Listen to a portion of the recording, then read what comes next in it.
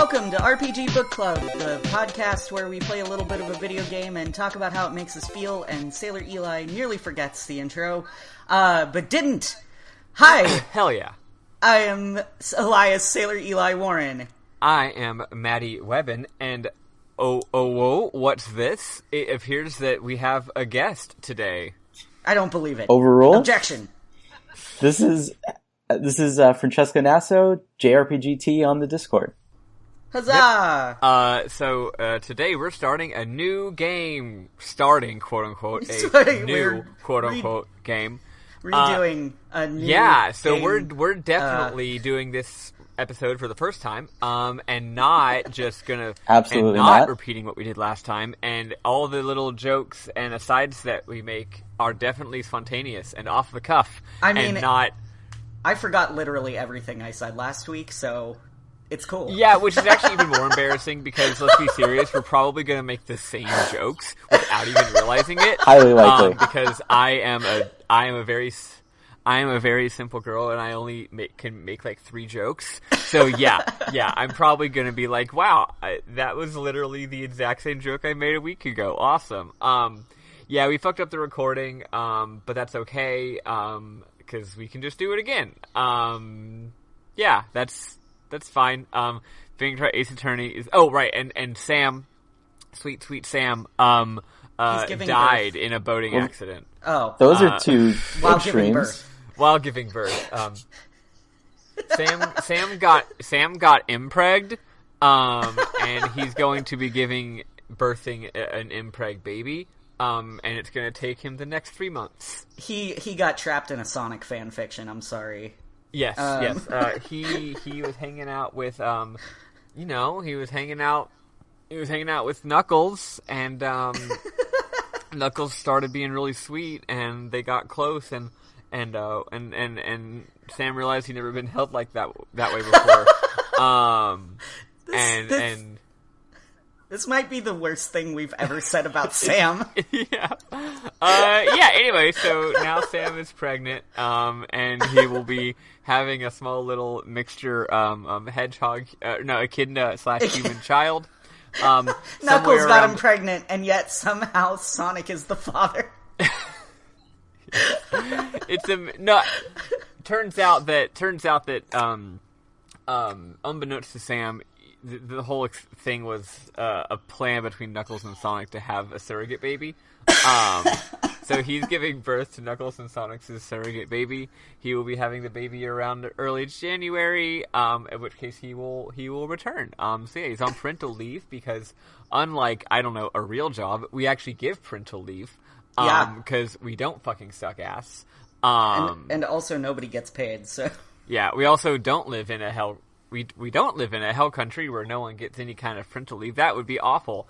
But yeah, anyway, I think that's quite enough of that riff. That may have gotten drawn out a little too long. Let's talk about anything else. Yes. Hey, Francesco, how about you introduce yourself? Sure, I'm Francesco. I like JRPGs, as I'm sure everyone else here does. I have followed the book club for pretty much since maybe the first or second week that it showed up. I actually was on YouTube at the time, and Sam was one of my few subscribers. I think I got to 50 max, and he was one of the first 10. And we just kind of shared some stuff that we were working on, and I jumped into some of the series like the Xenogears series and Legend of Dragoon and Persona 3, which was a really awesome one. Hope you guys do 4 and 5. Wait, did you do 4 yet? Nope. And I don't think we're going to. I don't want to play 4. No? Absolutely. Operation Babe Hunt, I don't want to have that rant 8 more times. Yeah, no. The thing is, I played Persona 4 when I was younger and dumber, and also before I realized I was fucking gay. So I could still tell it was sort of problematic, but my best friend Bernard, who is gay, also loves that game, so I was like, it's fine, I can look past it. So I'm inoculated to it. I still love that game. I can go back and play it, and I'm like, I fucking love it. But I can imagine if I hadn't already played the game and I played it now, especially not just with being queer, but also like with having the level of like media analysis skill that I have now, I'd be like, yo, fuck this game. Yeah, so we're not going to do that in Persona 4. Persona 5, they decided instead of being problematic with their queer characters, they would just not have any. So it's a step up in a way. Yeah. Sorry. Yeah. Also, those games are 10 billion hours long. And have we played 2 games from the same series yet? I don't think we have. Nope. No, everything has been totally separate. It's gonna take a lot of work if we want to go back and revisit a game from a series we've already done. So sorry, no Persona 4 or 5. Yeah. No worries. I think the first time we do that, if we were to do it, might be like Final Fantasy 4 or something. Mm-hmm. Yeah, because that game is like 15 hours long. I was gonna say I personally wouldn't commit to doing like 130-hour, ordeals that probably take like 1,000,001 episodes to actually get through. Yeah. Persona 3 was really taxing. It was. I feel like we were in a different place in our lives. Like, where I was in my life, I could totally play 6 to 8 hours a week, but now, I would not be able to fucking do that at all. Not even close. And I just straight up cheated my way through the game, so... Yeah. And then HP could be like, so we played 3 hours this week, what happened? Oh, no plot beats? You just did dungeon and did side quests? Right, that's all that happened this week.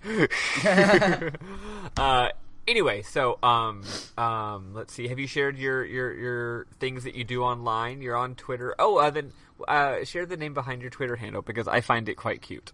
Oh yeah, sure thing. It's JRPGT, because JRPGs are awesome, and T is also awesome, and I was trying to think of a really creative Twitter name, and nothing was coming to me. And then I kind of went with the old approach of just put 2 of your interests together, and I said to myself, hey, actually that sounds like it kind of rolls off the tongue, so I just went with that. Yeah. Well, you told us last time, you said that you were trying to do something that was, like, T-related, like JRPG brew, or JRPG, like, some kind of clever T-related word, and then you were just like, fuck it, I'll just say T. Yeah, I'll just say T. That's most of my life decisions. It's just, like, I come up with, like, a really complex, like, thing, and try to, like, figure out, like, what's the best way to do it, and then it just all comes down to T. It works too because of that whole like spilling the tea thing. Like you're spilling the tea on the JRPGs. That could even be the name of our podcast. We're spilling the JRPG tea every week. It could, but direct to you. But then we'd be stealing it from Francesco, and that's true. I don't think that's I don't think that's great. It's not nice. And also it's not really tea on account of these games were released like 2 fucking decades ago. Yeah. I guess we're fucking done or whatever. Well, we should talk about how our weeks were. Yeah. Oh yeah. Oh yeah. That's a thing that we do. Yeah. I was about to transition to that. Okay. Well, fine. Yeah. So, sorry. You're good. So, before I was just like, is there anything more housekeeping? Gosh, we're so lost without Sam. I know. We can't function without you. Stop having a baby. Come back. Stop being pregnant with Sonic and Knuckles' child. And we're back on that riff. Oh boy. Anyway, I guess that's gonna be a recurring thing. Anywho, yeah. So before we get started, how's everyone doing? I'll start. Remember how last week I was like, man, I was going through this huge crisis that was super, super hard. Y'all listeners don't remember this because this is the lost recording, but the people here remember. I was going through a huge life crisis, but it was finally over, and I was relieved and happy. Well, it turns out I went through another life crisis. Why do you keep doing that? Why are you like this? Even worse than the first one, and it was really... Actually, it was a more minor crisis, but I was already so down from the first one that it like felt like it was like world ending. Jeez. But then I resolved that crisis, and I was like, whew, okay, everything's really fine now. I feel good. Everything's actually fine. We're all fine here. It's all awesome. I love it. And then on Saturday, me and my friends watched 8 Star Wars films. Episodes 1 through 8 in that order, because that's all the ones that there are. They haven't made any more. And that was awesome, and it took 18 hours. We were actually more like 19. We had a break. It went from 8 a.m. in the morning to 3 a.m. the next morning. Awesome thing to do. Highly recommend it. I got someone else on my side that the prequels are fucking great movies. The other person who was there for it, and the other people who arrived later wouldn't believe us because they weren't there. And then I worked a zillion hours on Sunday, and again, I'm happy. Like, I'm tired, but I'm happy, right? And then on Monday, guess what happened? Another life crisis. What the fuck is going on with you? I know. I'm sorry. I'm trying to stop it. I don't want to have the life crises. This one's a more different variety of life crisis. I found out that I'm on thin ice at work. Yeah, because of all my life crises, for the record. But because of the life crises, I've kind of been fucking up a lot at work. So they're like, yeah, you're kind of on like a probationary period for the next 2 months. Yeesh. Yeah, so like they didn't fire me, but turns out if you fuck up enough, you have to suffer some consequences. So that sucks. And I'm not really upset or scared so much as I'm embarrassed, because like they're right. I have been fucking up, and it makes me feel like shit. Yeah. Like, it sucks that I fucked up that much that they had to do this. Like, I'm not even mad at them. I'm like, no, this makes sense as a smart thing to do if you're fucking have an employee who sucks. Yeah, so kind of embarrassing. But I'll make it through. It'll be fine. But yeah, look at that. Look at all those life crises I'm having. It's great. Other than that, I'm happy and life is good. What's up with y'all? So I am not having any life crises. Yes. I'm having life improvements. First off, Starring Tim Allen? Starring Tim Allen? Life improvements? Yeah. Life improvements, yes. So, as I have said many times recently, I've been playing a lot of Final Fantasy. The other day, my character actually performed for the first time. There's an RP group called the Lucky Sparrow on Balmung, and they started doing open mic nights where you can sign up and they just let people from outside of their free company come and perform. And I actually was chosen, because I was one of the first 10 to sign up. And so my character performed, sang and danced to Cold by VMV Nation and Heart Boner by Ninja Sex Party. Nice. It was super fun. I recorded it on video, so I'll probably put it on my YouTube, but I'm also going to make it unlisted and probably just, put a link in the Discord, because, there's been some things with Square Enix lately where they've been, going after people for certain things, because of some... It's a long story, but they've been banning people for data mining and using mods. And I don't think I'm in any danger because I'm not, posting myself all over the place, but I still want to be careful. But if anyone wants to see my silly performances, I will be leaving a link to the unlisted video in our Discord at some point. The way more amazing thing that happened, that was preceded by 7 hours of driving yesterday, is that I no longer have a roommate. Beautiful. Oh, Beautiful. My gosh. Yeah. My house is quiet Congrats. today. Ken is at work. I have it all to myself, and I'm going to make my grandmother's homemade macaroni and cheese today. Ooh. And I'm gonna drink. I'm gonna drink so much. Hell yeah. I got rum and I got eggnog and I got wine, and I drank most of my cider yesterday, but I still have one left, so I'm gonna have a good day. God, I love eggnog. Yeah. It's so good. What kind of alcohol do you put in the eggnog? I put Kraken rum. That makes Kraken sense and spiced is a rum. good idea. Yes. You put cocaine and rum. I haven't had Kraken rum in ages. Damn. Oh, fucking hell. It's Sorry, so good. everything you just said sounded so good. I'm like, I'm like come to my having house. some emotions right now. Come to my house. I will happily share eggnog spiked with crack. You should also share with me your grandma's how to make your grandma's macaroni, because that sounds amazing. It is really, really good. I will say, if you don't like tomatoes, it does use tomatoes in it. Gotcha. No, I'm good with tomatoes. I fuck with tomatoes. Okay, great. Then you will probably love my. I've never made homemade macaroni before. That sounds beautiful. Sorry, we got way off track. Okay, look, it's the fucking holiday season, okay, and I love. Quick round. What are our feelings on Christmas? I love Christmas. I'm a giant Christmas bitch. Me too. Yeah? Yeah. Yeah? We're all Christmas fans that's here. good. I just get so many feelings about Christmas, and especially involved, and a lot of those feelings involve eating and drinking. Yes. So it's just like, oh, fucking hell, right? Like, Jesus Christ. That sounds great, Eli. Yeah. I'm glad you're doing good. Thank you. I'm very happy to have the house to myself finally. Yeah.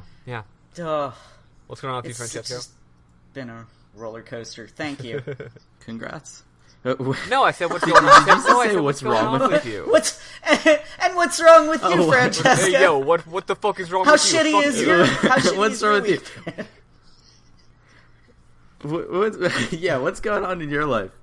No, I've been all considering. I've been pretty good. I'm actually getting ready to take off work in about a week. Oh yeah. So just go on some vacation.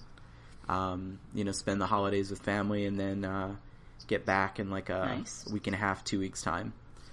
So I've just been like getting things ready, getting like last minute gifts for people, and hell yeah, we all love to see it. That fun That's great. Stuff. And Sweet. Yeah. I was gonna ask what sort of gifts people got for other people, but A, what if our friends and loved ones listen to this? And B, it's probably time to move on. So, without further ado, let's play music from Phoenix Wright, and then start talking about Phoenix Wright, Ace Attorney.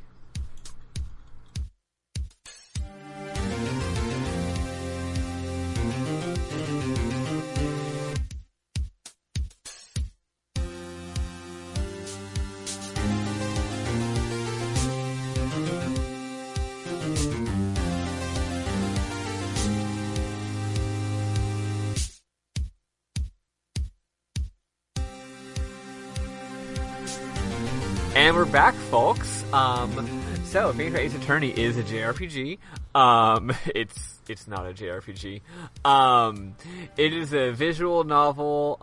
It's really more just an adventure game. When it first came out, visual novels weren't a genre that people knew about in the West, so people just called it an adventure game. So you go around, you talk to people, you have some light puzzle solving, and you play Phoenix Wright, who is an ace attorney. He's actually not an ace attorney. He is a novice attorney who has never had his own case before. He works underneath. He is what do you call? I don't know what you fucking call it. The assistant attorney. To junior attorney. Yeah, the junior partner to Mia Fey, who is the head of, I don't know, like Fey Law Company or something like that. Fey & Co., I think, is what it's called. Yeah. So that's how it is. Phoenix Wright has very spiky hair, and he is a sweet boy, and Mia Fey has really huge knockers. Yes. I love her. Oops, I just realized I clicked on the wrong one. Today we'll be covering 2 cases, because the first case is a tutorial and it's really short. So we're going to blast through this one probably even faster than last time. What are we at? We're at 11:52 on my recording. Okay, we're going to get through this in 10 minutes. So, first case. The game opens, right? And you see blood dripping from an object from the top of the screen. And you're like, what? Wow, we're just starting the game and there's already blood on the screen. That's awesome. And it scrolls up and we see a statue. It's a statue of that famous statue, the Thinker, but like a small one. It's dripping with blood, and turns out there's a lady and she's dead. She's been murdered. She's been hit with the statue. And then we see that there's a man dressed in purple, dressed in a business suit with gloves, and he is like, fuck, I killed someone. So right off the bat, even though this is supposed to be a murder mystery game where you find out who the killer is and stuff, we know who the killer is now. It's this guy. Yeah. One of this game's... And he looks like a real creep. Yeah, he does. One of this game's, I think, interesting little twists is that at least for these first two cases, they reveal right off the bat who the killer is. There's no mystery. The character has to figure out who it is, and we have to figure out what happened and all the details of the case, but we don't actually need to find out who the killer is. Yeah, we're more just filling in the blanks. Yeah, it's some foreshadowing. I don't remember if that continues, but it does happen both of the cases today. It's really rare. I don't think there are many other games where that's the case, and it's really only maybe like making the it first easy case for us, easing us into it. Oh yeah, so I've played this game second. because we're continuing our trend of not being able to find games I haven't already fucking played. Although, spoiler alert, the next game that we play will be one I haven't played regardless of which one y'all vote for. So there you go. That's fun, exciting. And Francesco has played these games multiple times, right? You're a pretty big fucking fan. Yep, yeah, I've played all of the ones that are in English, and I think I played like one or two, like just looking at some of like the fan translations and reading through, I guess, more than playing. Some of the ones that were in Japan only, like Miles Edgeworth Investigations. Why have those not come over to the U.S.? I'm very curious about that. Yeah, I don't know. The games are all pretty popular. Maybe they're just not so popular that they figured the spin-offs will be successful. I don't know. The first Miles Edgeworth game, which was a spin-off, was released, and I think the numbers for it were like really, really abysmal. Really? Because I fucking love Edgeworth, so yeah, I enjoyed it. It was good. I think people had some issues with some of like the navigation and stuff like that. Gotcha. But it was like if you were a fan of the series, it played pretty well. Huh. I mean, it had all the beats. The localization was great. So weird. It's a shame it didn't. Oh yeah, well. But yeah, we're not talking about this game. Oh yeah, while we're introducing Ace Attorney. While we're introducing this game, by the way, so this game is made by Capcom, who is just fucking shout out to Capcom. They're great. They've been trucking for decades, and they have so many series that they keep making new games in, and they're just fucking all hits. They're fucking great. They never do dumb bullshit like Konami. They just keep making games, and they're fucking good. Anyway, made by Capcom, designed by a designer team, specifically one writer and director wrote the first three. He wrote the first one by itself, and then had to make two more. So after the first one, he's been intentionally making them as a trilogy, which is cool. So 2 and 3 are very much planned together, which we'll see a lot of good arcs and stuff going on. But Phoenix Wright's kind of his baby. It's his main thing. It's kind of the only thing he does. Though he does a few other things here and there, but this is what he's famous for. And in addition, though, the game, I forget the composer, but the music slaps. And more importantly to me, the translator, the localizer for the English editions is Alexander O. Smith, a friend of the show, because we like him, not because he knows who we are. I wish. Alexander O. Smith is one of the best working localizers in the business, maybe my favorite. He's the wonderful, wonderful man who localized Vagrant Story with its phenomenally idiosyncratic and rich writing, and every game in the Final Fantasy Ivalice series, so FF12 and shit, other than Final Fantasy Tactics the original, which wasn't him because it's terrible. And he also localized Final Fantasy X, which does not have a super, super highly idiosyncratic or unique style. It's more just normal writing, but we talked about it when we did FF10. It's fucking really goddamn good. So yeah, this guy's a great writer, and he works his magic on this game. Holy moly. A few more things I forgot to mention. This game originally takes place in Japan. The English version of it does not take place in Japan. The English version of it takes place in Los Angeles. But if you notice certain things that seem like things that happen really more in Japan, well, we're in Los Angeles, so that's okay. Los Japangeles. Yep, some of the characters might go and hang out on a shrine that's very much like a traditional, like, Japanese-looking shrine. And hey, maybe they just have one of those in Los Angeles. You know, there's a pretty big Japanese community there. Maybe it's like Big Hero 6 and they're in San Francisco. Exactly. So anyway, yeah, all the references are like, it takes place in LA, even though so much of this shit is actually very Japan-specific. It's incredibly Japanese. Yeah, it rules. And you were talking about this before, like, when we had our lost episode, the legal system and how the trials work. Yeah, I don't think we need to talk about that. I don't think we need to relitigate that. But but maybe we can bring it up in a later episode. But yes, even the legal system, some of the ways that it works, even though it's mostly unrealistic, some of the details about it actually are more accurate to the Japanese legal system. So anyway, so. The guy's like, oh fuck, I just killed a lady. I know, I'm gonna pin it on this guy. So then we start the trial. It is 9:47 a.m. on a certain day. I believe it's August something. This game doesn't show years, but it does say, like, what month and day each case is, so you can take note of, like, oh, it's been 3 months since the last case, or whatever, you know, which is kind of fun. Yeah. Anyway, Phoenix Wright's the main character. He's really nervous, because it's his very first case. He's about to start his very first case. He's a defense attorney, and he is defending someone who asked him to represent him specifically. Turns out it's his old friend from his school days, Larry Butts. Larry Butts is a hilarious small man, or medium. He seems small. He's normal sized. A normative sized rather. He's a normative sized man who always seems to get in trouble.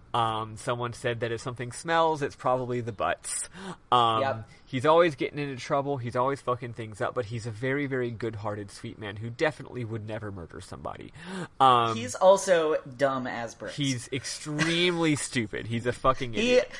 He's a himbo. Well, not quite. He's not big enough to be a himbo. Larry Butts is absolutely. He's got big himbo energy. Yes. Honestly, kind of everyone in this game is a himbo.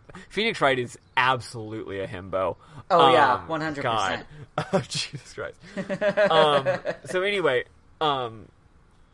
Larry Butts is very upset. He's like, my life is over. I'm gonna die. I should have jumped off a bridge. My life is over. This is terrible. Give me the death penalty. Give me the death penalty. Yeah. Now, is he upset because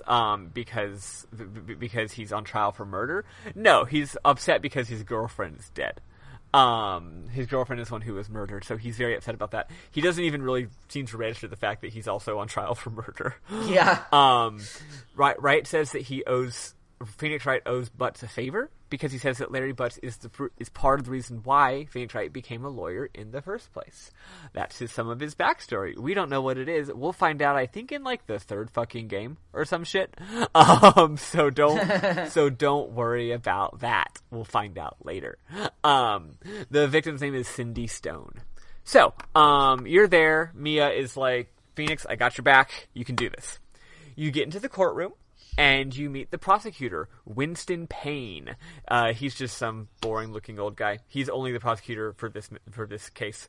And you meet the judge, who is one of our favorite characters. I fucking love this judge. Yeah. Like, I think he's probably kind of a terrible judge, but just how he's like a child. Like, if you put an 8-year-old as a court judge. Yeah. Like, that's how he strikes me. Yeah, and he's just what's so, cool is like, he's the judge in the whole series. What's that? He's so surprised by everything. He's a judge in the whole series. Every game, he's the judge, at least the first 3. And he's never like anything else. He never learned his name or his backstory. He's just the judge. And yet, they do characterize him quite a bit. Yes, he seems sweet. He seems like he wants order in the court. It seems he's very gullible. He always seems to side with the prosecution, but not because out of like malice, just out of like every time the prosecution makes a point, even if it's a really, really, really contrived argument that no one in their right mind should believe, he's like, Damn, they got a good point. Yeah, that shit. makes sense. Yeah. Phoenix Wright, what do you have to say about that? Man, man, they just kicked your ass. Like, I can't imagine you have any evidence to fix this. Like, you've lost this case, buddy. And Phoenix is like, objection, here's some extremely obvious evidence counteracting that. And the judge is like, what? What do you have to say for this, Mr. Prosecutor? Like, he's just a wide-eyed child. We love him. So, you start the damn case. At first, they're like, Phoenix Wright is so nervous he can barely even talk. So the judge is like, let's do a little trial, a little test, just to make sure that you're prepared for this case, since it's your very first case, Phoenix. So he asks you a couple of extremely basic questions about the case, like, who is the killer? Or, no, sorry, who's the killer? Who's the person? Who's the defendant? Who is the killer, Phoenix? Yeah. But he's like, tell me now. He's like, who's the defendant? Who's the victim? Who are you? And you can choose to answer these correctly or incorrectly, which is funny. And if you learn the gameplay of the game, which is you can go into your inventory and look at all of your items, and the items will have descriptions, and the descriptions will have important evidence and clues that you can use to help answer the questions, right? So you look at the case file to find out the name of the victim, for example. After you clear that, the judge is like, okay, you seem like you're of sound mind. You're not just going completely insane with anxiety. Let's go. So anyway, we start it. Real quick. Yeah, so the first, Larry Butts takes the stand.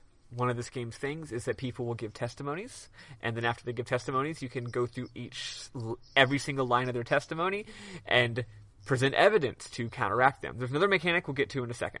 So, someone says something and you say, but what about this? So, Larry Butts is talking. He's telling the story. He's like, yeah, so this girl who got murdered, the lawyer says, hey, you're the killer. You had a motive. And Butts is like, what's my fucking motive? And he's like, Cindy Stone dumped you. And Butts is like, no, she didn't. and look, Payne, he goes, she didn't dump me. She just stopped responding to my calls or texts, and I never saw her.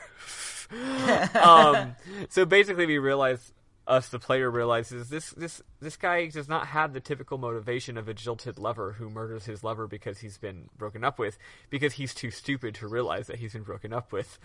He obviously is way too just head over heels in love to have murdered anybody. So anyway, yeah, he's real dumb. Then Payne starts to push Butts, and you can actually get him to shut up or not. Like, you can tell that Butts is about to say something that might be very incriminating, and you can make him stop or keep going. I let him keep talking. I don't know what would have happened if he had stopped talking. And basically he says more and more stuff about how she left him, and he says that she liked to go on trips all the time with various people. Basically, she had sugar daddies. All of this looks very bad for Larry. So Phoenix is right. Phoenix is like, I should not have let him just keep talking like this. Anyway, whatever. But he's just like, but I didn't do it, right? Once he realizes she had sugar daddies, he calls her a bitch. He calls her a lying, cheating she-dog, which again doesn't look good for him. He says, when I get to the afterlife, I'm going to kick her ass. Yeah, it does not help his case. No pun intended. Anyway, the prosecution then calls this guy named Frank Sawit. This game is full of pun names. Frank Sawit is a newspaper salesman. Frank Sawit says, hey, I was just selling newspapers. I saw this guy Butts leaving a door very quickly and suspiciously at 1 p.m. I went to go investigate because I was like, that's weird. He left the door open. I walked in there and I saw, what's this? A dead body. I immediately left the body to find a public payphone. They're like, why didn't you just use the victim's phone? He's like, there was a blackout at the time, a 5-hour-long blackout at the time. And then it turned out there was a blackout. You look at there's like a report saying that there was a blackout at the time. So then you cross-examine him, like I said earlier. So very, very, very easy cross-examination. You literally just show the autopsy report, which says that she died at 4 p.m. And Frank was saying 1 p.m. Oh, and Frank wasn't just saying 1 p.m. He was like fucking sure. He was like, I extremely distinctly remember it was 1 p.m. So you're like, that's weird. Well, They're like, maybe he forgot it. Maybe he just forgot. And the judge is like, I don't think he forgot. He seemed like really, really, really sure. That's weird, right? So then Saw does the thing that you can definitely do in the courtroom in real life, which is just change your testimony and give it again. He's like, oh, right, what I said was wrong. Let me try again. So he says that he heard the time from the TV. I'm sure y'all see the problem here. You point out there was a black... Oh, he's like, oh, maybe he was watching a recorded program and I heard 1 p.m. on the TV, right? Phoenix Wright is like, no, there was a blackout. You couldn't have made the phone call. So then Saw is like, I saw the time on a clock. The clock, was the murder weapon. The murder weapon is a clock. And Phoenix Wright is like, no, this is a statue of a thinker. It's not a clock. And then, the lawyer is like, actually, it is a clock. If you sort of tilt it slightly, it'll say the time. So it's a clock, so that's fine. Like, there you go. Story checks out. That's how he knew the time. The time must have been wrong. Then Phoenix Wright is like, wait a second. Maybe how would he know the time if it only does the time when you, like, mess with it? You know, he wouldn't have heard that being in the apartment. He must have used the thinker to murder the victim, and as soon as he hit the victim, it said, the thing immediately said, it's 1 p.m. Out loud, which, again, would probably make a very strong impression if something said the time the second you murdered somebody. Yeah, they make a big deal about how the only way... Because it doesn't look anything like a clock. There's not even like an area where you can actually like see like a physical clock. It only like voices out the time. So they make a big deal about how the only way you can know that is if you've actually held it and touched the mechanism to make it function as a clock. Exactly. And actually when you turn it, it says something like, I think we hear this in a second actually, but he's just like, if you like tilt it or like turn the head or something, he's like, I think it's 1 p.m. Yes. Because he's the thinker, right? Right. So anyway, he says this, and then the witness, and then Saw gets really mad. Like, he starts freaking out, you know, like you would do if you're getting found out as the killer. Oh, right, we should have said this. He's the killer. Yes. Because we already know that, because we saw the killer in the intro. So he's very obviously the killer this entire time. Phoenix doesn't know that, but we know this. So he starts to have a breakdown. He's like, like screw you, like you don't. He gets very mad, starts accusing everybody, which is definitely what you do when you're not a killer, backed up against the wall, right? Oh, for sure. And then he's like, look, man, that all makes sense, but it's just conjecture. That is circumstantial evidence. You have no actual evidence that any of this is how it actually happened. So Phoenix is like, nuh-uh, I do. Let's sound the clock right now. And the clock is like, it's 9:24, and they all look at the real clock, and it's in fact 12:24. So they're like, oh shit, it's 3 hours behind. That's the same time differential from the actual case. But then wait, but the judge still doesn't buy it because the judge is very gullible and is just like, well, how can you prove it was like that on the day of the murder? To which you present your final evidence, which is actually a little bit tough, I think. You gotta think about it a little bit. Yeah, this was part of the more challenging part of the case, like figuring out that last component of like how do you prove the time. Yeah, and this is actually the climax. The same on that day. You present the evidence, the passport, showing that the victim traveled from Paris to Japan. I mean to California, on that morning. And the time difference is 9 hours. So it wasn't actually a 3 hours off, it was 9 hours the other direction. Still makes it the same thing if you don't say AM or PM, right? So since there's 9 hour time delay, it makes sense that the clock would have been 9 hours off. There we go. So at that point, everyone's like, oh man, not only did you prove that the guy's innocent, you proved who the real killer is. Oh, also he, like, the killer, like, passes out. Which again is definitely what you do when you're innocent.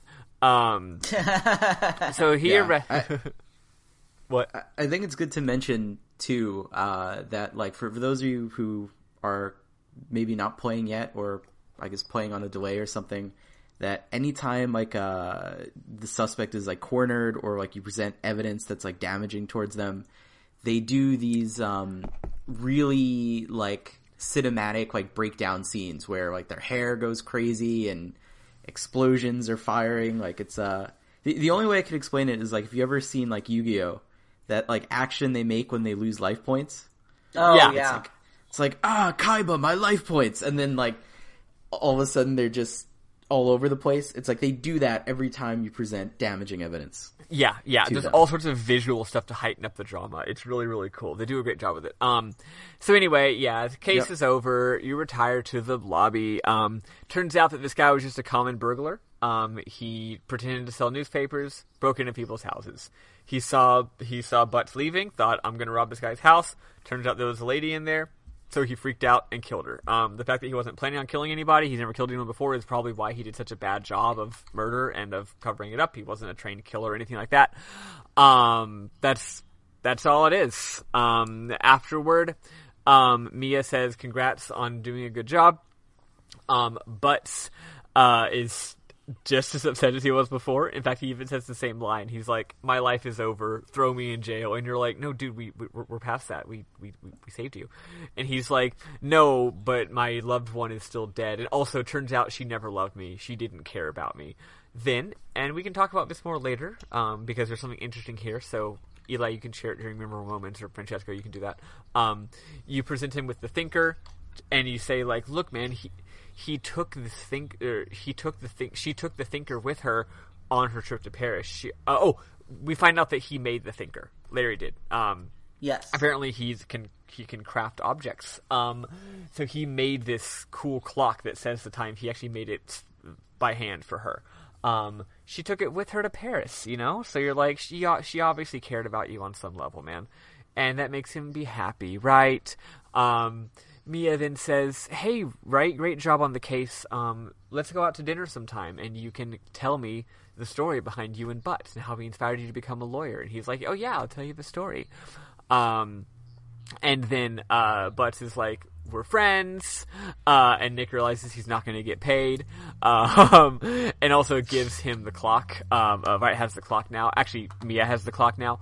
Then there's some foreshadowing where it says, "However, little did I know that the clock Mia just got was going to be the center of another murder, and also my promise to tell Mia about Butts was a promise I would never be able to keep." Dun dun dun. End of chapter 1. Oh snap! Hell yeah! Nice. Yeah. So, a little behind. So on to chapter 2. But we already talked about some stuff that we weren't going to talk about till later, so there we go. On to chapter 2. Chapter 2 picks up almost right after chapter 1. I think it might be maybe a week or two, something like that, just not very long afterward. Maybe even a month or two. I don't remember. I'll look at the dates more clearly next time. So anyway, it's the evening. And it's sometime during the day, and there's a phone call between two people. We don't know who. There's no graphics on the screen. Turns out one of the people is Mia Fey, our lovely busty lawyer boss. And the other person is Maya, who we find out is her sister. And Maya's like, "Oh, I haven't heard from you, sis. Hey, thanks for calling." And Mia's like, "Hey, I love you. You're my sister. Hey, we should get dinner. Also, I have a favor to ask you. I have an important object I need to give you." And Maya's like, "What?" She's like, "Yeah, I've got this statue of the thinker, and I took out the clock stuff inside, and I put in some very important documents for a case that I'm working on. And I really need to keep these documents safe. So I want you to come over and grab these documents and just keep them safe because it's very, very, very dangerous." And Maya's like, "Oh, okay, I'll do that. Yeah, sure, I'll come over." And she's like, "Yeah, and then we'll go out for dinner. Me and you and Nick, me and you and Phoenix, my subordinate." And Maya's like, "Okay." So that's just a little preview. So now we're playing. Hold on. Oh wait. By the way, I love how in this universe, apparently, if you win a case, you get a nice souvenir as you get evidence as souvenirs. Yeah. Oh yeah. That happens. They also throw confetti. Yeah, they also throw confetti. Oh yeah, we have more later. So then then we see one more thing. So Maya says, "Sure, I'll be there at 9." At 8:57, someone goes into Mia's office, and he's like, "I gotta get those papers. I gotta get that evidence. I can't let her have it. It's gonna ruin my business." And then Mia, he's like, where's the Thinker? And Mia's like, how did you know that the documents were in the Thinker? How the fuck could you have known that? And he's like, I'm not going to tell you, but I know. So he takes the statue, and then he's like, and by the way, you can't be allowed to live. So he murders Mia. She's dead. She dies. I'm very sad. I love Mia. She was too beautiful to live. Mia says, red, ... white, ... blue, and then collapses to the ground. So she's dead. So that's the intro. Oh, and we do see who the killer is. It's a very fancy looking lad. I don't know. It's a guy wearing like a big bright purple suit he's just a fancy looking guy, I guess. Yeah. I guess he looks kind of like, imagine like Ozymandias from Watchmen, maybe? I was thinking he looks kind of like Gaston, but with purple hair. That too, yeah. Just big, bulky, but like ripped, like muscular, large, charismatic looking guy. Is the killer. So anyway, now we're Phoenix Wright, and he's like, doop-a-doop-a-doop, Mia asked me to hang out tonight. Let's do it. Oh, I'm getting here a little bit late. It's like 9:03 or 9:05 or something like that. And then he shows up, and he's like, oh no, I smell blood? Oh fuck, what is this? So then you get to move around. So you go into the office, and fuck, you find your boss, and she's dead. You also see a girl you don't know crying over the person who's dead, and you're like, who is this person? And then the girl collapses and then runs out of the room.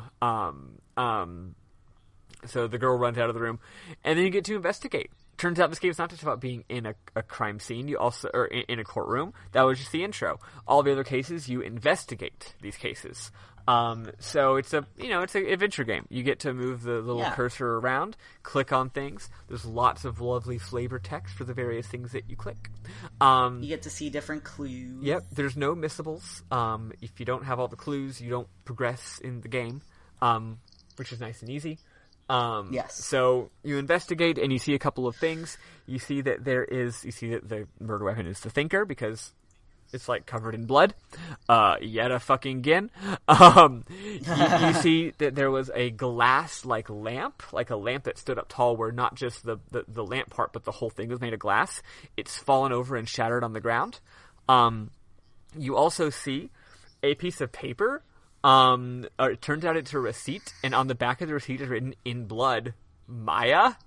So that's like, did Mia literally just write the name of her killer right here on this piece of paper? That's convenient. Now you don't think to look at the back of the receipt, because Phoenix Wright is stupid. Spoiler alert, that's going to come back later. He is definitely a himbo. He's a fucking like king of the himbos. So I would watch that show, King of the Himbo. So I'm pretty sure that's all the evidence. Wouldn't that be a Bruce Bigelow, Male Gigolo or something? Or Deuce Bigelow? I haven't. Deuce Bigelow. I have not. I've watched never seen that movies. movie. No. Stupid. It's probably stupid. As far as I know. Yeah. So you go out and you see that girl, and you show her the piece of paper. And she's like, Maya, my name's Maya. And she's like, you don't think I'm the killer, do you? And Phoenix is like, I mean, you could be the killer. You can tell Phoenix doesn't really think she's the killer, but he's also like, obviously you can't just absolve someone of guilt immediately because they seem sweet, you know? But he doesn't seem to really think she's the killer. Right off the bat. Oh, you also investigate the fucking phone. And you find out that the phone, I think, doesn't work. And also the phone, the screws are kind of loose, like the phone's been tampered with. That comes back later. But it doesn't work right now for whatever reason. I don't know why. Maybe it's just off the hook. Maybe you just don't use it. I don't know. But you notice it's been tampered with. So, you go outside right off the bat. Oh no! You see someone shows up. Detective Dick Gumshoe. Everyone's other favorite character. He's fantastic. He's also a himbo. Yeah. He's such a himbo. He's the size of a goddamn truck. He's very, very wide. He reminds me of Pacha from The Emperor's New Groove. Yes. I believe last time Eli said that he's got the physique of Kronk. No, he's got the physique of Pacha, but the intelligence of Kronk. Yes, that's exactly. Yeah. Which is pretty accurate. He also talks out of the side of his mouth. Yeah. He's a good guy. He's a really, really sweet boy. He wants justice. He's very, very good. but he's also dumb, and he's a prosecuting detective. He's usually hired by the prosecution for most of these cases. So he always just has the wrong killer. He's just like, he thinks that this person's the killer. He really does think that. He really wants justice. He's just dumb. So he's always your enemy. You're always fighting against him, even though he's a sweetie, because he's just, wrong, basically. And you have to prove to him that he was actually wrong. But he always gets so obsessed. He's like, no, I'm so right. Like, look at this, man. I did such a good job being a detective. Like, you get attached, to your own work. Yeah. Oh, for sure. So he arrests Maya. He says, hey, I got a call from a witness right across the way, like the other skyscraper across the window. They can see in here, just witnessed the murder and called it in as a witness. And also the paper says Maya on it. I'm going to arrest Maya. After this point, you go through some shenanigans. Once again, I'm going to hurry this up. You go to the detention center. You meet with Maya. At first, you're not Maya's attorney. Maya says, do you think you can get this other guy to be my attorney? Mia said, if I ever ran into trouble, I should have this guy be my attorney. What's this guy's name? Grossberg. Grossberg, yes. Marvin Grossberg. So you can also talk to her just a good bit and get a lot of information about things, information about her past, comforting her, blah, blah, blah, blah. She obviously sees Phoenix as someone to trust and as a friend. So you go to Marvin Grossberg's office. He's empty. The office is empty. There's also a very weird fucking painting on the wall. There's a lot of... it's like a guy with a hat just kind of sitting there looking off in the distance. Yeah, this wiki says it's a painting of a fisherman. Whatever, sure. There's a lot of paintings in this case. Funny enough, you can investigate all the paintings, and Phoenix will have like a snarky comment about whether the painting sucks, which is funny. But turns out this painting is important. We'll find out later. So anyway, you start to investigate. You go back to Fay & Co. law offices, and you meet Dick Gumshoe again. And Dick Gumshoe is like, hey, I can't just tell you about the case and let you into the crime scene unless you're Maya's lawyer. And you're like, I am Maya's lawyer. Yes. And he's like, definitely. Oh, well, in that case, that's fine. Here's all the evidence. Yeah, he gives you all the important stuff. He gives you the autopsy report. He lets you investigate. He gives you back Maya's cell phone. She had asked you this, by the way. He gives you back Maya's cell phone because it has an important, recording on it. Also, it has her call log, all important stuff. He's like, oh yeah, I already looked at the phone, so you can have it back. He doesn't know about the recording, but he does know about the call logs. Then he tells you that your opponent in this upcoming case, he's like, oh buddy, you're not going to be able to defend Maya in this one. You're definitely going to lose because they got the best hot new prosecutor to do it. Miles Edgeworth. And he is hot. He's very hot. Because this is an anime, no one can just be regular or good at their job. No, everyone has to be the best, right? So Miles is the hot new prosecutor who I believe is like, I don't know how old he is now, but he became a lawyer at the age of 20 and has never lost a case, right? So he's, a child prodigy. But they're even like, yeah, in fact, he'll do anything to get someone convicted guilty. There's even rumors that he might forge evidence, and I'm like, that's not good. But the guy's just ruthless, right? Yeah. So Phoenix is very intimidated. Anyway, so then you go to the hotel where the lady called in, who saw the murder, and the hotel is called the Gatewater Hotel. Very subtle naming there, Alexander O. Smith. Oh yeah. And you meet the key witness. April May. Boy, is she pink. Yeah, she's really hot. She's the girl version of a himbo, aka a fembo. She keeps doing the nya, like fucking cat girl face. It's very suggestive. She's boobing out constantly. Anyway, so you investigate, or you try to investigate, and she's like, no, fuck off, don't invest. You can't investigate here. But you do notice a screwdriver in her drawer. That's it. You can't talk to her. She's just like, whatever, I saw it, Fuck you, you're a lawyer. I want nothing to do with you. You go back to Grossberg's office again, and he's there. He is very suspicious. You're like, are you going to take Maya's case? She's your old friend. She's your sister's, she's your very good friend's sister. And he's like, I can't. And you're like, why? He's like, I can't do it. I cannot take this case. And he seems very suspicious and weird. And you're like, that sucks. So you go back to tell Maya the bad news. Then you learn some stuff about Maya. You learned that she and her sister are actually spirit mediums. They're born into a long line of spirit mediums. And here's their backstory. They've all had supernatural powers. They've all been able to, like, commune with the dead and, you know, maybe do visions, do just very supernatural stuff. And they used to all live up on a shrine together where the mom had a business as a medium.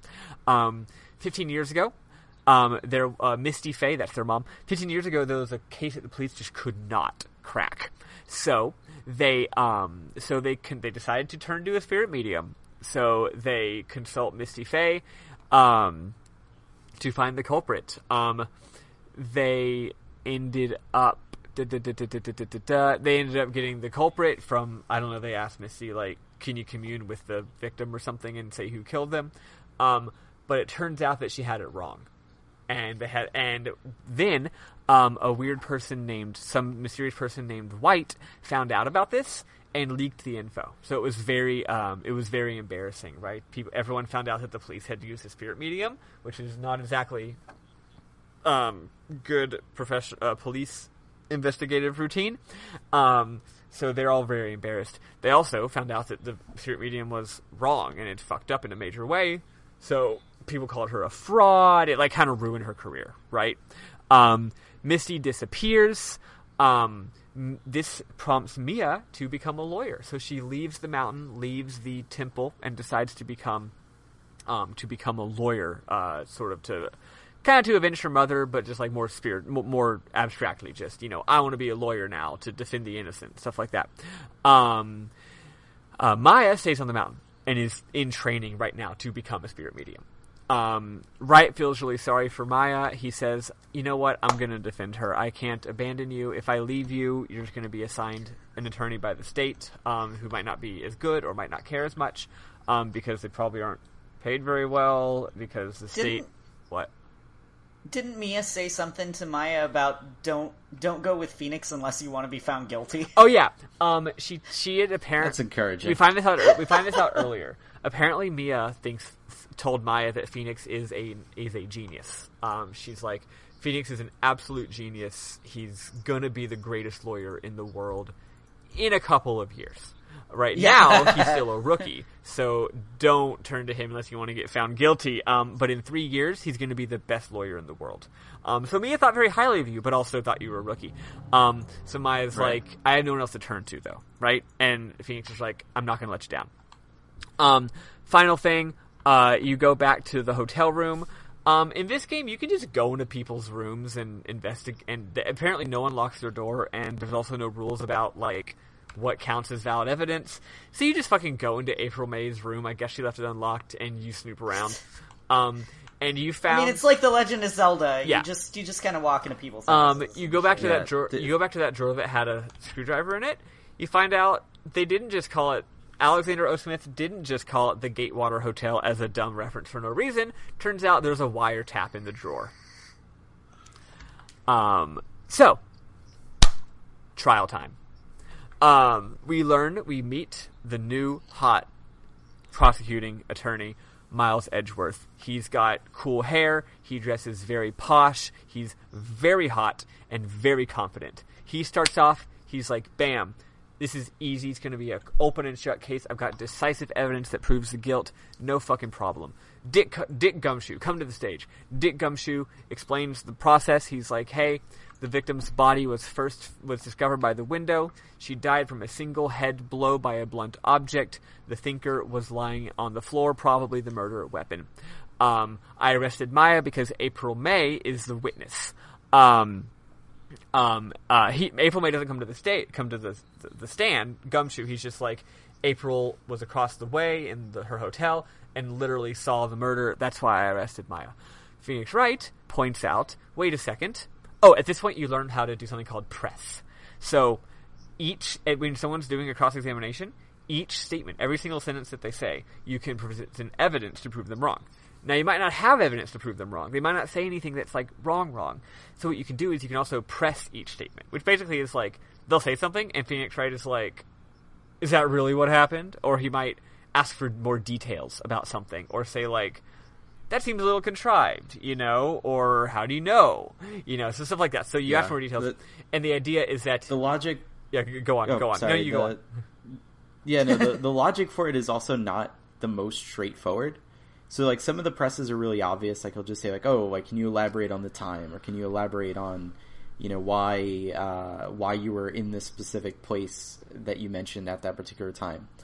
But, like, some of them are just really almost, like, nonsensical. Like, someone will be like, oh, I ate a strawberry ice cream. And he'll be like, why didn't you eat blueberry ice cream? And then they'll be like, oh, because I am highly allergic to blueberries. And then that's the thing that you have to present evidence for, or like press further because you realize like the killer was obviously allergic to blueberries. Yeah. It's advantageous to like keep pressing and like to... Yeah. You know, if you think there might be some possibility, just Maya even says this because Phoenix is like, I can't break his case. He didn't say anything wrong, and Maya's like, Phoenix, because Maya's there next to you as kind of standing in for Mia.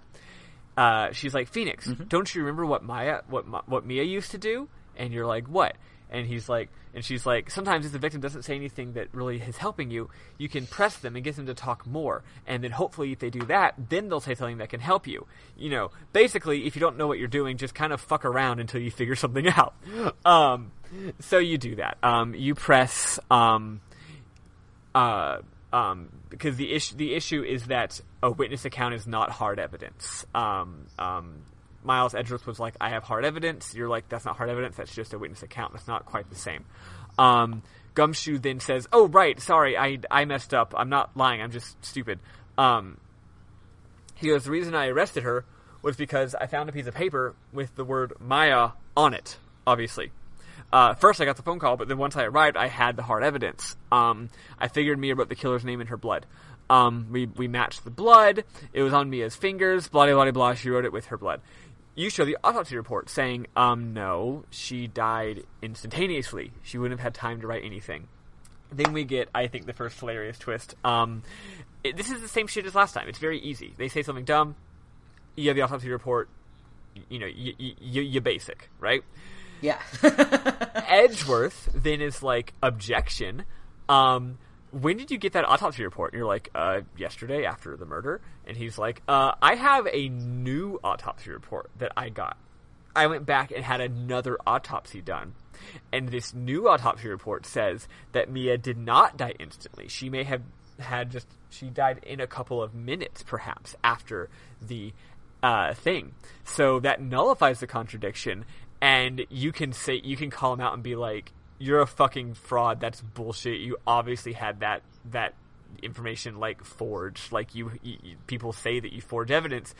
If you call him out on that, the judge is just like, yo, hold on. That you can't fucking just say that. You can't just accuse people of forging evidence. This all seems to check out. Like, you know, we got to accept this evidence. Yeah, it's kind of like, it's hilarious. So Edgeworth is like, ha ha ha, I win, right? So April May goes to the stand. And she testifies. She says, I saw Maya attack Mia with the thinker. She accidentally calls it a clock. She says, I saw him attack her with the clock. You say, how the fuck do you know it's a clock? You would have thought it was just a statue. And then May says, I heard the clock from the hotel room. But you played the recording.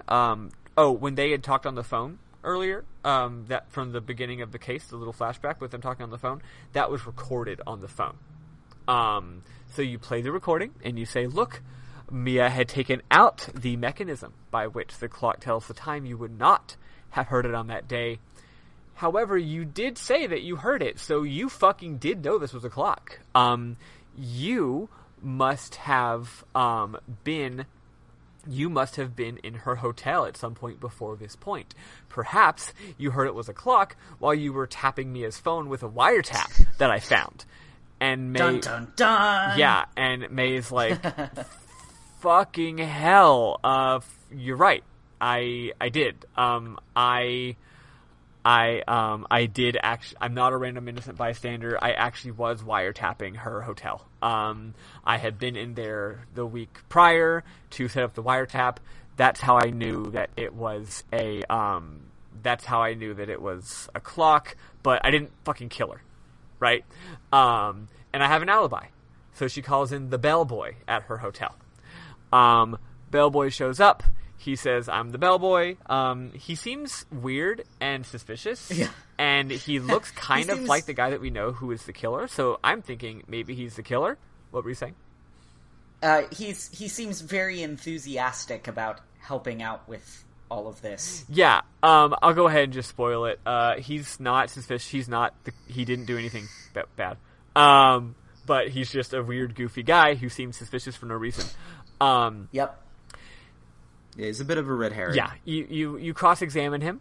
You just press him. You press him. Because all he is, he's just like, May ordered a drink. And I took it to her hotel room right around this time. She couldn't have been the killer. But if you press him enough, he reveals that he had brought 2 drinks. Or maybe I think you tell him that you saw 2 drinks in the hotel room. Something like that. He eventually let slip that May had checked in with another man. And he even says that Miles Edgeworth had told him not to mention this other man in his testimony. This shocks the entire court. There is another person involved in this case, a new suspect. Now we have no idea what's going on. This case that seems so simple is not so simple after all. Court is adjourned. And May is arrested for doing wiretapping, and they say, we got to reconvene tomorrow. So, we then enter day 2 of the investigation. Actually not. After the trial, you go and investigate later that day. So now we have investigation phase 2. Now shit starts to get very elaborate.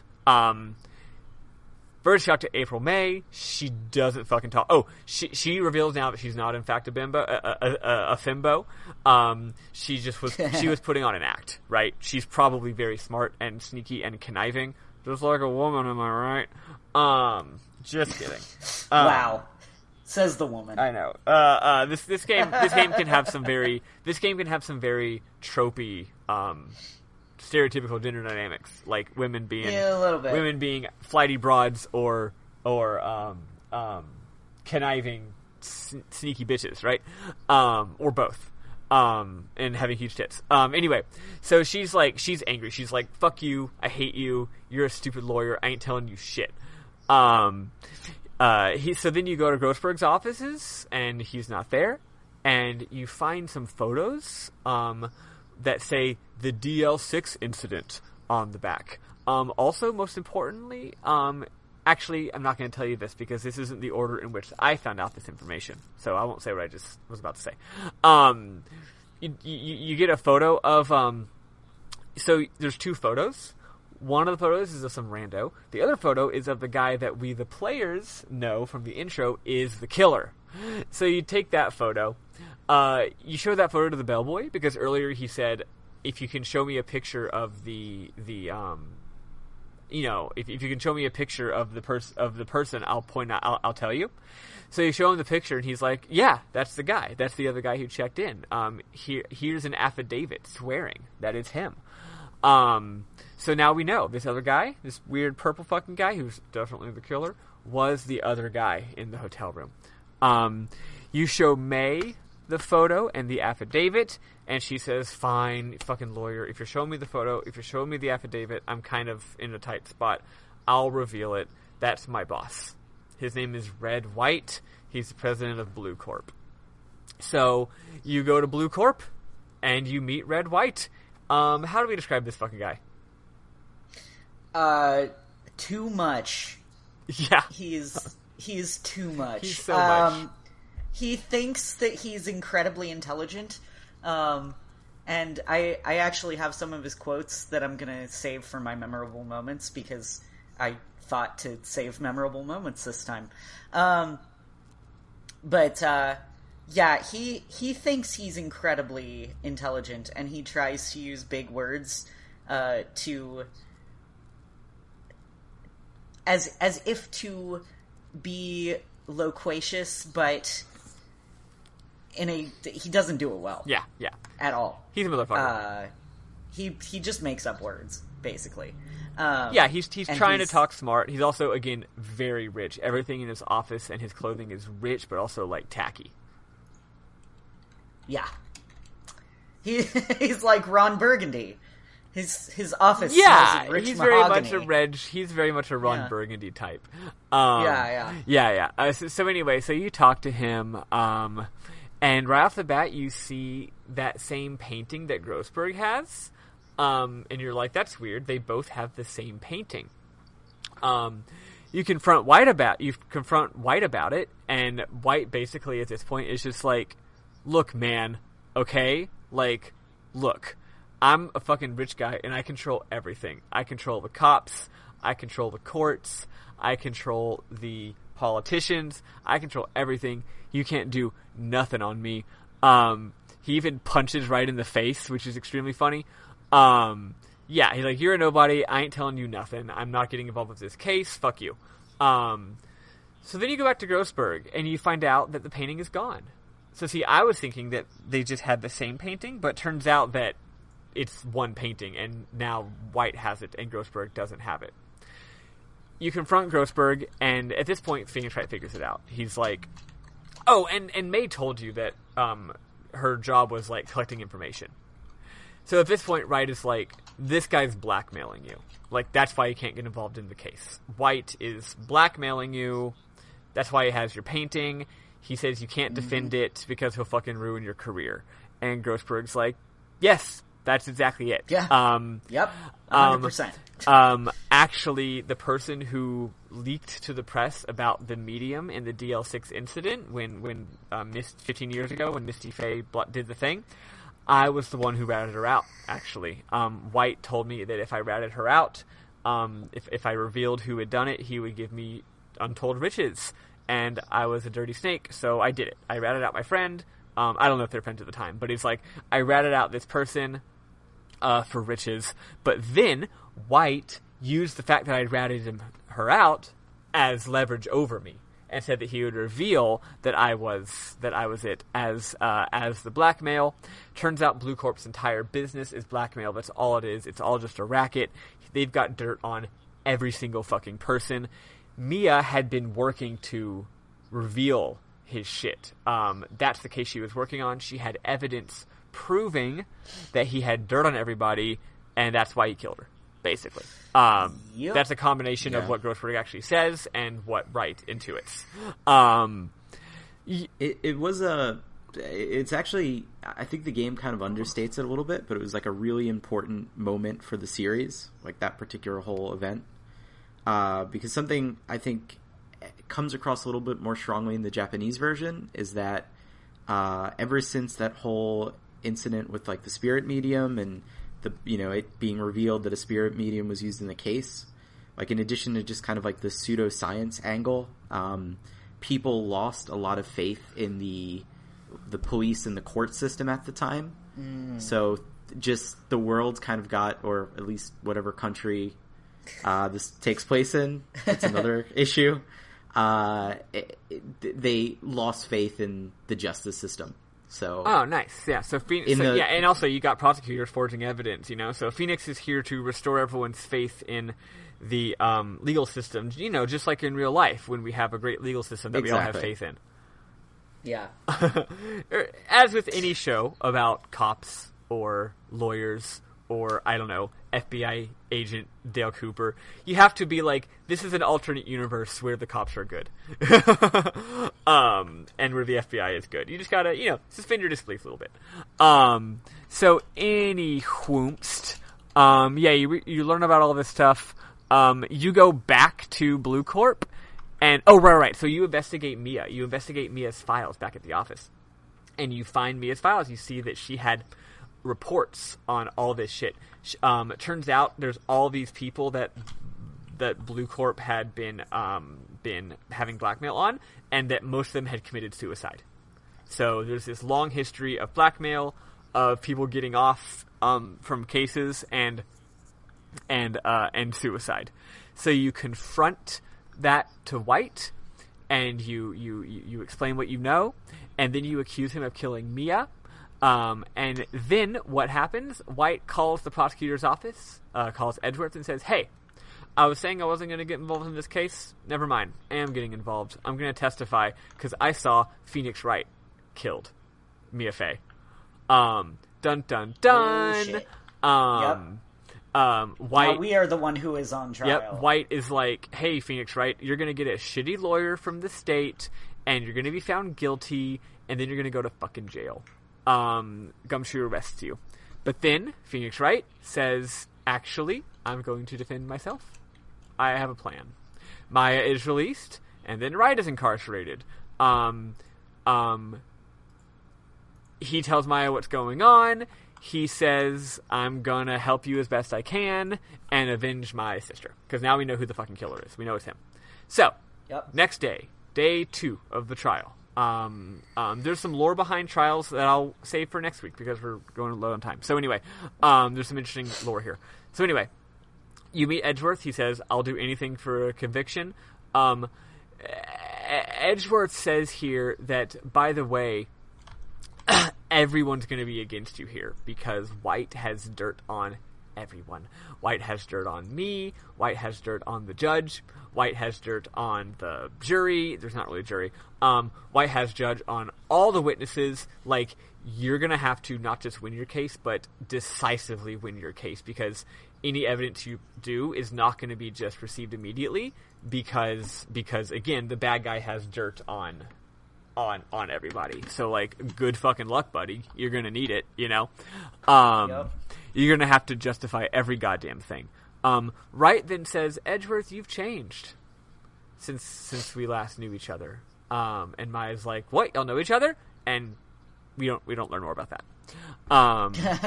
So, the new witness, Red White, goes to the witness stand and testifies. He says, "I was hanging out in the hotel room with my cohort April May, and we heard a loud noise outside the window. I saw Phoenix hit Mia with a blunt object. You do this shenanigans where he says that she ran to the left, and then you have evidence from the crime scene that shows that she ran to the right, and you're like, May says she ran to the right, you say she ran to the left. How does that make any sense?" And he's like, instead of just saying "I forgot," he's like, "No, she ran to the left." Then you're like, she would be running to the left from your point of view if you were standing on the other direction, aka if you were standing in front of her murdering her.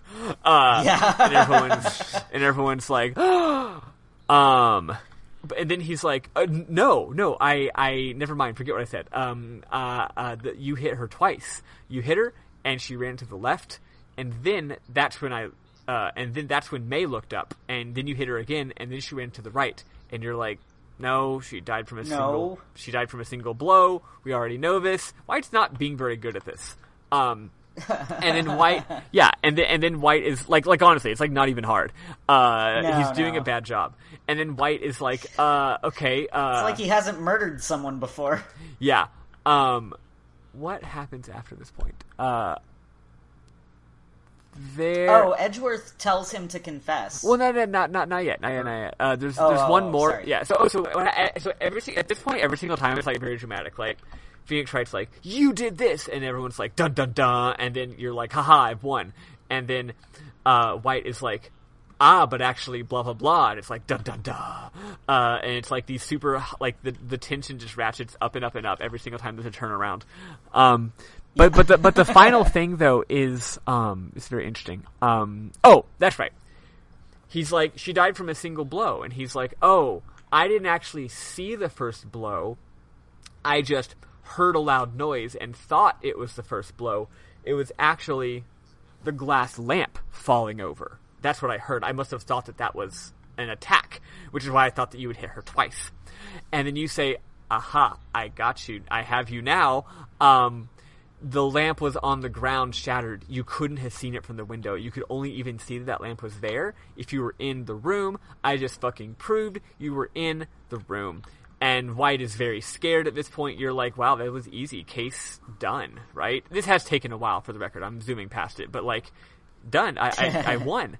And then there's a wonderful moment where Edgeworth says, hey, hold on. And everyone's like, what? And looks at Edgeworth, and Edgeworth is like, all right, White, you gotta confess. And you're like, what? And Edgeworth is like, yeah, you need to confess that you're the one who wiretapped Mia's office. And, damn, Edgeworth. And Phoenix Wright is like, you motherfucker. Yup. So basically White is like, I confess, I wiretapped Mia's office. That's how I knew that there was a glass lamp in there. I'm confessing to a wiretap, but I didn't murder her. And you're like, fuck, this story completely checks out. It's a stupid story, but it does check out. He heard the sound, thought it was an attack. He's saying he killed me. At this point, you get to listen to his final testimony, and there's nothing.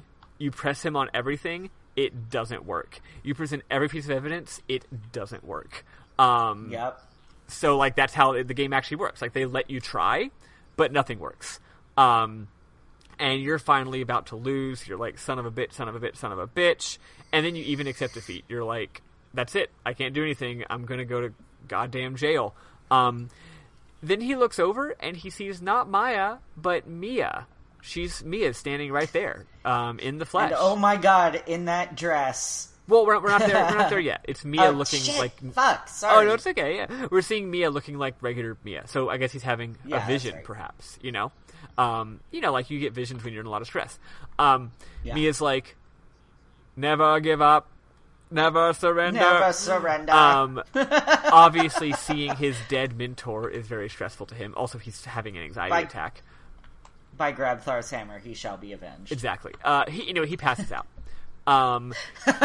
He wakes up in the lobby, and he sees Mia wearing Maya's clothes. So it's Maya wearing her. Maya wears. I guess, is it kind of a yukata situation? Yeah, it's like a special. It's some fucking ceremonial ropes. kimono. It's some fucking ropes, right? So it's Mia, but she's wearing the ropes, and Maya says, "I'm still Maya. I'm being possessed by Mia's spirit because I'm a spirit medium." Apparently that turns me into Mia physically and gives me bigger baps. Yeah. When my sister possesses me, I get the power of huge tits. And because of my different outfit, they're just spilling out. Oh yeah, it's great. So she's like, "Hey, look at the fucking receipt. That receipt you've had all along that had the word Maya on it, look at the back of it. Look what it's a receipt for. You look, it's a receipt for the purchase of the light stand. Turns out Mia bought the light stand the day before the murder. Therefore, White could not possibly have seen the light stand when he was wiretapping the room a week earlier. So therefore, he must have been, the only time he could have seen it would be when he's in the room on the day of the murder. So you figure that all out right away. So then you go into you go back into the court to resume the trial because, you fainted. You present this, and everyone's like, you motherfucker. Edgeworth says, oh my god, like, you know what, this is too much information. We need one more day to do more investigation and continue the trial. And at this point, Wright realizes, if we continue this trial, I'm going to lose. Because Edgeworth will fabricate some evidence. He will pull some bullshit. Yeah. We need to fucking end this now. So you object. You say, no, we're ending this right now. And then but then the judge is like, no, he's got a good point. Actually, we probably should give it another day. We can't just end a case when there's still so many loose ends. God damn it, Judge. But then Wright is like, what do I do? White's about to just leave. And then Mia in Maya's body, gives Wright a note to read aloud. And he starts reading it. And this is the climax. He just starts reading off names. And it turns out we don't know these names. It's just names of various politicians. It's all the people that he's currently blackmailing. And basically Mia says, if you don't confess, I'm going to reveal every single thing that I investigated. And White gives in. So basically you blackmail him. He says fine. The blackmailer has become the blackmailer. Yes. So you force his hand. He says fine, I fucking confess. So I did it. I murdered her.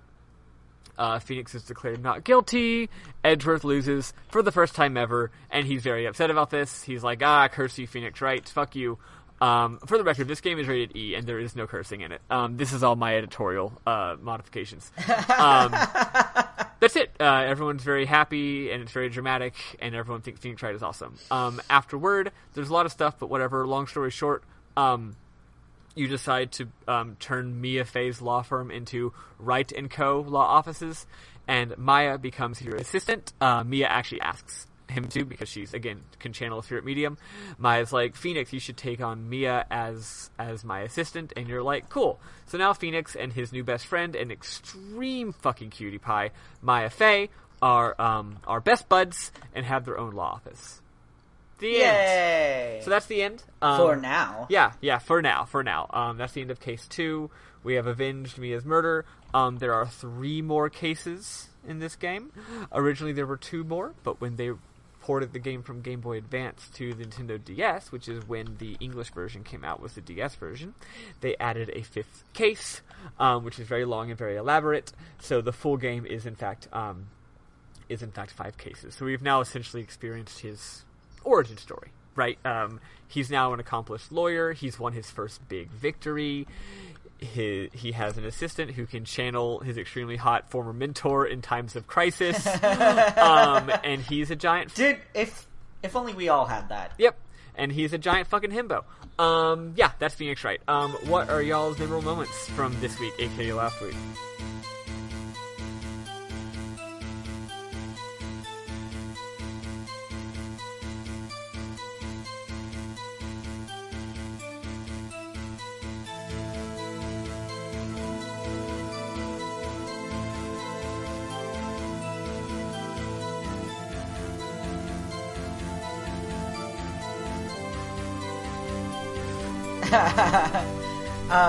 Well, I really like how fucking stupid and obnoxious Red White is.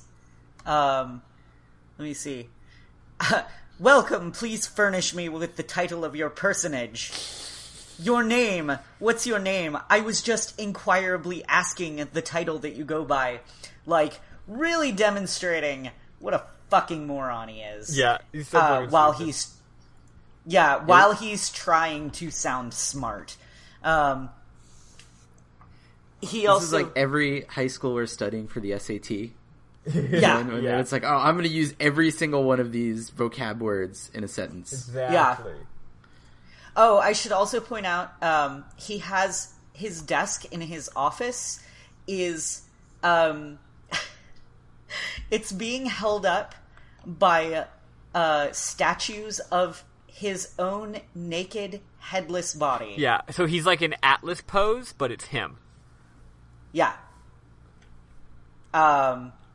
Like, and he even says it was modeled after himself. God. Which is just, like, so fucking full of himself. Also, there's, at one point, April May says, I like a man with a big ...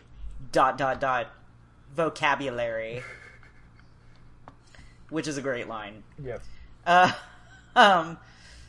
But yeah, I didn't really have anything else specific. I think Red White is a great, terrible villain. I have a more. He says, I'm afraid I'm not used to conversing with the wordily challenged. Wow. Francesco, what are your MMs? Yeah, so I've quite a bit. I was thinking about it since the Lost episode. So one was just like Mia's death scene. I think that struck me the first time I played this by surprise, because you kind of have this like build up in the beginning of like, okay, this is your, you know, like your mentor figure. This is going to be like your partner through the cases. And, yeah, they built her up so much. They establish. Yeah, did not expect her to get killed right away. And it's like there's not even like a build up really to the moment. It's like you go straight from the first case where everything's fine and everything's great, and then gone. So that was a big shock. Less moment. I think just this game really did a lot with its sound. I mean, I kind of take it for granted it's a DS game, so like what it had access to from a sound perspective was not much, but you have all these, dramatic songs that play like at really opportune times during the case. Like, you present evidence that disrupts someone's testimony, and then all of a sudden you have that dum dum dum dum dun dun dun dun, like exciting, like turnabout music. The music really sounds like music from like an action game. Like it's not music from a VN. Like it's very dramatic. Like okay, so like in what do you call it? In what's it called? In a lot of VNs, like I don't know, for example, Danganronpa. When you're going around investigating, it's just like chill, nice going around music, and then when you're talking, it's like dramatic music. But this, like when you're investigating, it sounds like you're playing Metal Gear. Like it's like sounds like you're sneaking around a level in an action game.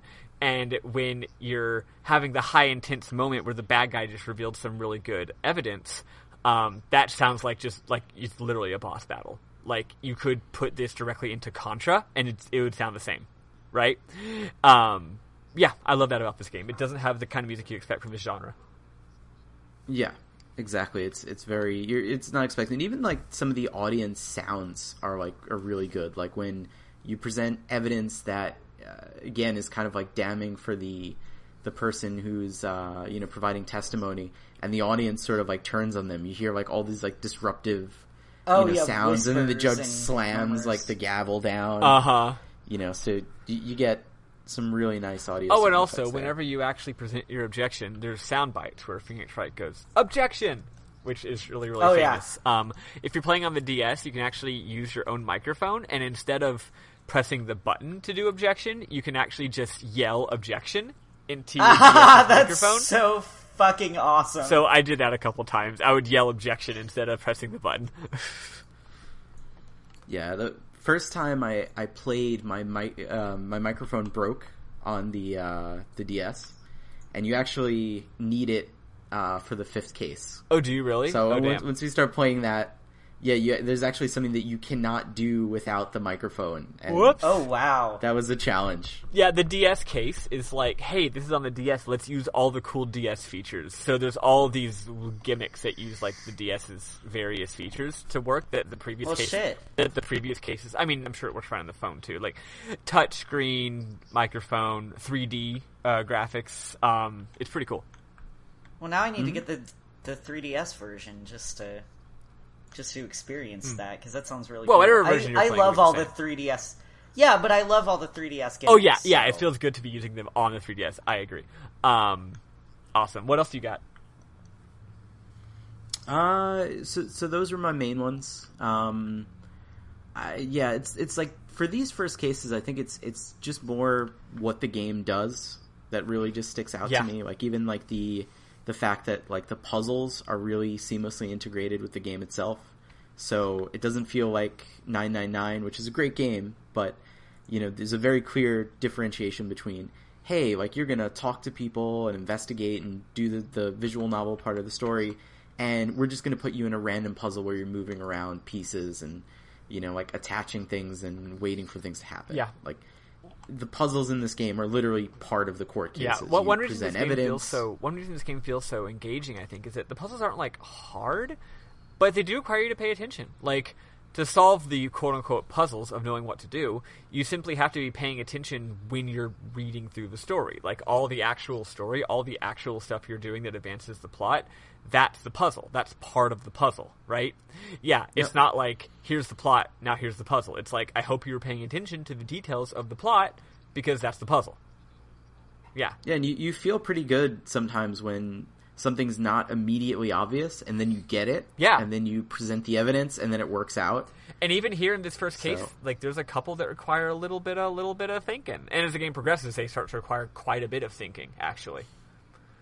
Yep. Which is cool. Let's see, I've got a couple, just like 3, I think, and they're all just tiny little lines. When you're in your first case, and what's his boy, Frank Saw is lying, Mia is like, Nick, Frank was just lying.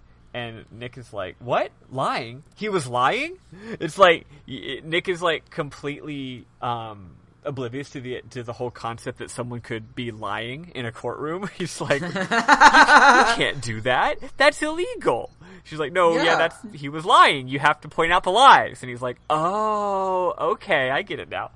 And then when you do that, after a couple times, saw it, it's like, you with your objections and your evidence, who do you think you are? It's like, how dare you use objections and evidence to prove me wrong? Also, anytime people are talking with April, she's always being very sexual, and it totally has like an effect on everyone. Like, she's always trying to like charm the judge. She tries to charm Phoenix, and I think Phoenix is mostly an asexual himbo, but he does get a little bit got by her charms. At one point, he's like, this woman, she's being so evasive, you know? I'll get to this woman's bottom. Wait, I mean, you know what I mean.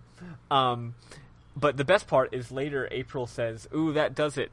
She's mad at Phoenix, and she calls Phoenix a bottom-feeding, scum-sucking lawyer, and Phoenix goes, bottom? So I'm thinking Phoenix Wright is a bottom confirmed, and he's feeling very called out by this. She fucking calls him out, and he's upset about it.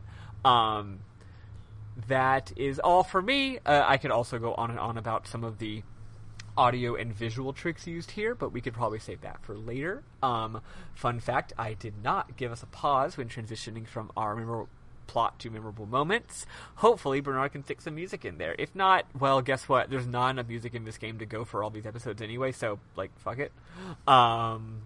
Whatever. So, that is it for this week. Thank you for joining us. Last week, we were discussing what we're going to do next. This next case is going to be all one episode. So, later, the cases get too long, and we will be splitting them. But for case 3, we're going to try hitting it all in one go. So, so for next week, we're going to be playing through case 3. So this game, what I like is, it's not even like you save and then continue. It literally kicks you back to the menu where you pick what case you want to do. So you know precisely when you're done, you know? It's not one of those things where you're like, am I in case 3 now? Or am I in case 4 now? I just saved. Like, what? You know? So yeah, just play through the entirety of case 3. Don't go on to case 4. That's your goal. Case 4, just as a heads up, is probably going to be 2 episodes. And case 5 is definitely going to be 3 episodes. Because it's like half of the goddamn game. It's I believe it's like 8 or 9 hours of gameplay. Yeah, it was meant to almost be like DLC before DLC was really popular. Yeah, that's exactly what it was. It was the kind of DLC you get that's like really big, meaty DLC, you know? Where it's like a whole other chapter of the game. I mean, they wanted people who already bought the game to buy it again, right? So, yeah, it might actually be the longest case of the entire. It is. I looked it up. Yeah, it's the longest case of the entire series. Even the longer games where all the cases are quite long. Oh wow. Yeah. In fact, it could even be too long. It kind of goes on fucking forever, but it does rule. So, but yeah. So just as a heads up, it's going to be 2 episodes.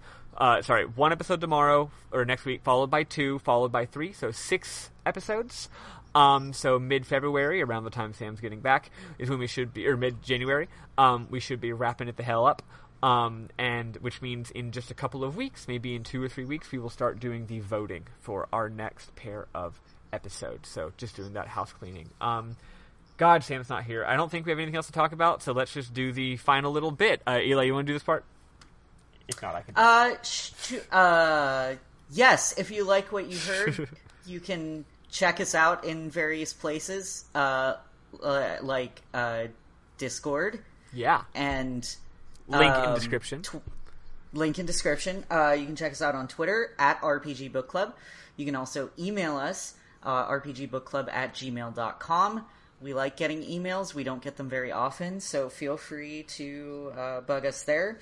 Also, I want to plug real quick my Extra Life stream.